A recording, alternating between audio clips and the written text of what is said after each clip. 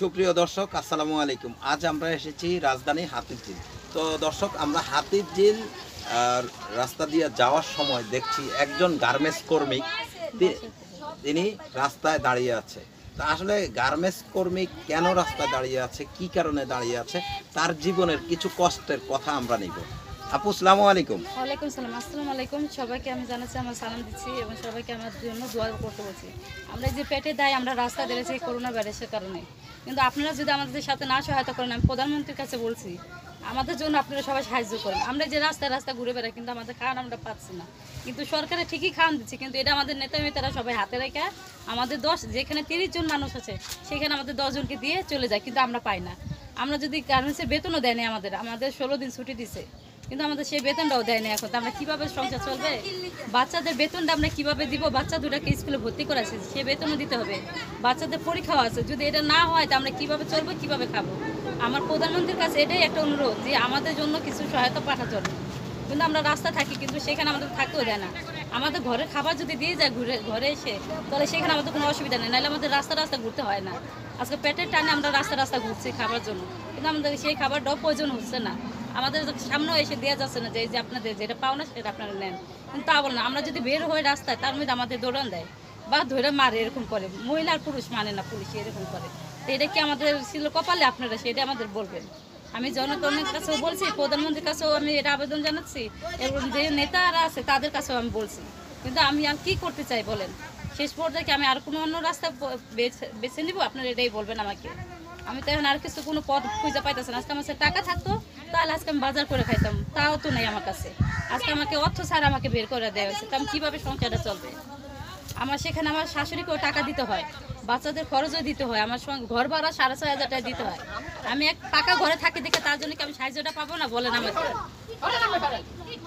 কিন্তু তো আপনারা এই যে হাতিরঝিলে আমরা অনেকজন মহিলা সহ দেখলাম আপনাদেরকে, এখানে কেন আসছিলেন সেটা একটু সেখানে বলেন। আছে আমরা যে কতজনে বলে যে টেরাকে করে হয়তো মাল নিয়ে আসে, যেখানে 2 জন 3 জন করে দেখে সেখানে 1 বস্তা বা 2 বস্তা 3 জনের জন্য রাস্তা ফেলে দেওয়া যায়, আমরা নিয়ে যাই। সে কথা শুনে আমরা আইছি, কিন্তু আমরা তো কত দিকে ঘুরি, কিন্তু পাই না তো আমরা সেটা। আমাদের বাড়ির সামনেও পাই না। তো আপনি কি না খেয়ে আছেন?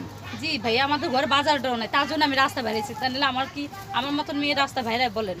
না, সেটা তো ঠিক না। আজকে পেটে টানে তো আমি রাস্তা বেরিয়েছি, নাহলে বেরোতাম? বাচ্চা দুটো আমার বসে আছে ঘরে না খায়া, আমার ঘরে ওই সে খাওয়ানটাও নাইকা। 2 কেজি চাল আছে, 2 কেজি চালটা আমি কতক্ষণ খাবো? আপনারা যদি ওমন না, আপনারা যা দেখতে পারেন আমার ঘরে। আচ্ছা, তো আপনার হাজবেন্ড কি করে? সে গার্মেন্টসের অপারেটর। গার্মেন্টসের অপারেটর। তো আপনাদের গার্মেন্টস থেকে কি কোনো বেতন টেতন কিছু দেয়নি? না, গার্মেন্টসে কোনো বেতনই দেয়নি। 16 দিনের ছুটি দিছে তার, কিন্তু কোনো বেতনও দেয়নি। বলছে সময় মতন পাঠা দিব ফেসবুকে। আর কতদিন দিব? আজকে 3 তারিখ। আমাদের তো সংসারে চাল ডাল সব কিছু আনতে হবে, এখন তো কোনো কিছু হয় নাই। ভাড়াও আমাদের দেওয়া লাগবে, গত মাসে ভাড়া দিইনি আমরা। কিভাবে কি করবো বলেন? সে 8,000 টাকা পায়, ওভার টাইমে দিলে ধরেন 9-10 হাজার আসে, আমি পাই এইভাবে মরিতে 6,000। তা আমাদের সংসার কিভাবে চলে? আচ্ছা, তো আপনার বাচ্চারাও কি না খেয়ে আছে? বাচ্চারা না খেয়ে আছে, বাচ্চাদের ওই রুটি বানা দিছে, আটা আছে, ওটা চাপড়ি বানা দিছে, খাও। এখন রাতের ভাতটা খায়, পোলাপান মানুষ যা দিই তাই খায় ভাইয়া, বুঝছেন? তো সরকার তো আপনাদের এই যে হোম কোয়ারেন্টাইন, এটা হচ্ছে আপনাদের নিজেদের সেফটির জন্য, জি, যেন আপনারা বাইরে বের হলে এটা তো হচ্ছে একটা ছোঁয়াছুঁয়ি রোগ। হ্যাঁ। হ্যাঁ, নিরাপত্তার জন্য আপনাদেরকে ঘরে বসে থাকতে বলছে। তো আপনারা যে আগে কি কোনো ধরনের কোনো খাবার দাবার এগুলা কিছু আগে যোগান দেন নাই আপনারা? না ভাইয়া, আমাদের তো আমরা তো জানি না যে এরকম দোকানপাট বন্ধ হয়ে যাবে। আর আমাদের বেতন যখন দিচ্ছে তখন তো এই ঘোষণাটা সরকার দেয় না যে এটি বন্ধ হয়ে যাবে কি ভালো মন্দ। আমরা তো ওটা খরচ করে ফেলেছি, বাচ্চাদের পরীক্ষার ফিস দিছি, স্কুলে বেতন দিছি, কিন্তু আমাদের স্কুলে বেতনও তার মাফ করবে না যে না ওনাদের দেয়নি কি আমরা মাফ করে দিই, তা তো করবে না।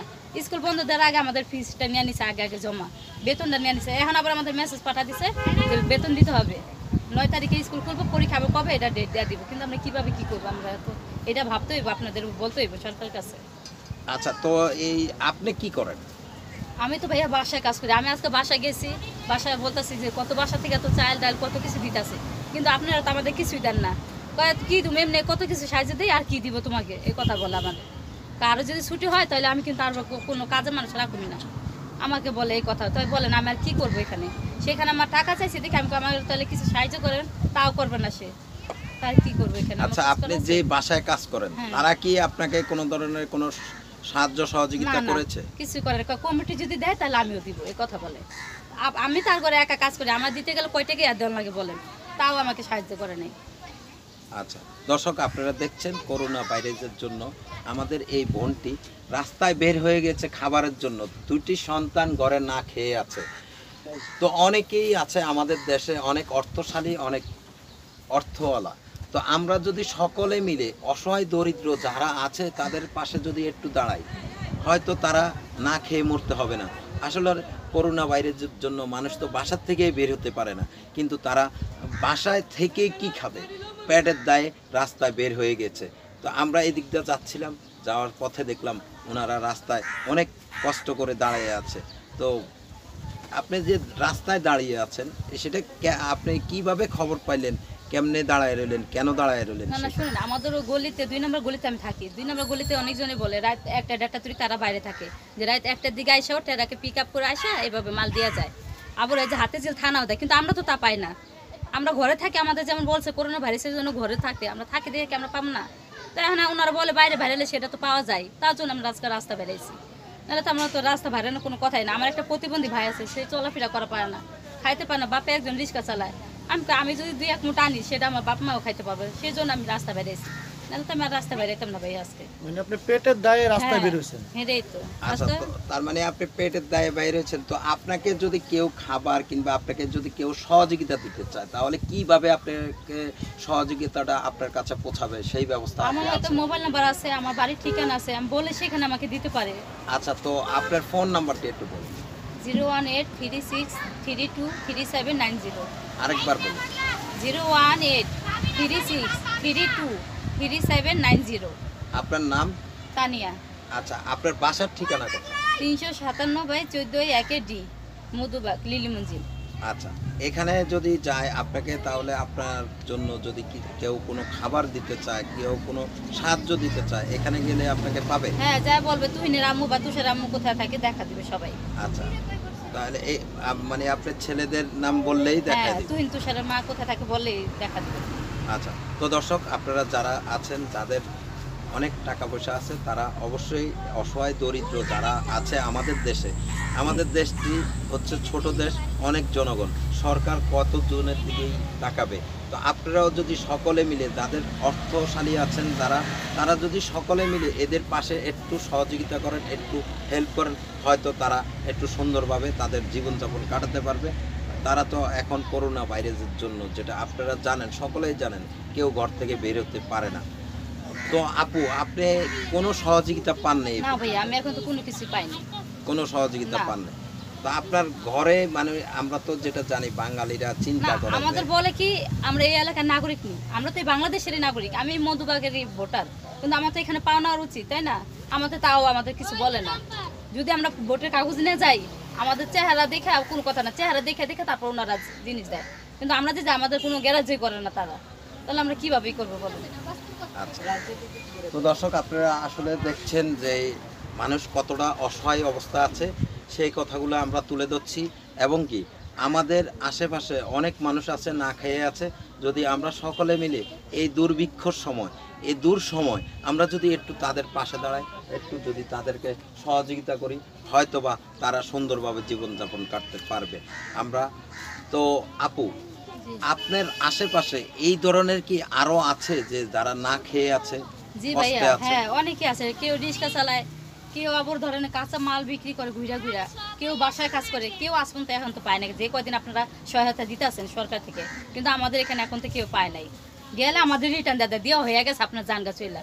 তা আমরা না দিলে কি আমরা টানাটানি করে জোর করে নিতে পারি বলেন? সেটা তো আর পারি না আমরা।